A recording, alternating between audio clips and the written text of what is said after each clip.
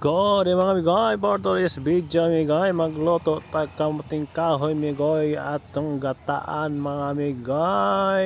Babalatan lang natin ang ating kamuting kahoy amigoy. At hayan amigoy, ganito lang tayo magbalat ng kamuting kahoy mga amigoy. Samahan nyo ako amigoy, magluluto tayo.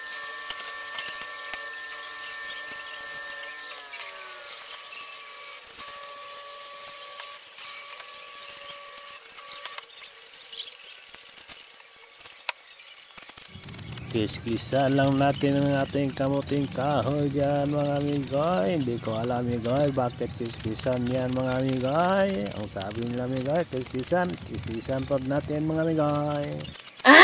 Ayan amigoy, pagkatapos pakiskis amigoy, atin lang ikat by 4 mga amigoy para madali siyang lutuin mga amigoy. At lagyan na din natin ng gata ang ating kamuting kahoy at lagyan lang natin ng asin at tangla dyan mga amigoy. Ito na amigoy, malapit na lumabas ang hula mga amigoy. Kumakain ba kayo nito amigoy o ako lang kaya ang kumakain dito mga amigoy?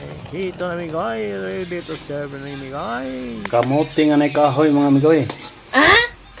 Ginataang kamuting nga kahoy. Thank you for watching mga amigoy.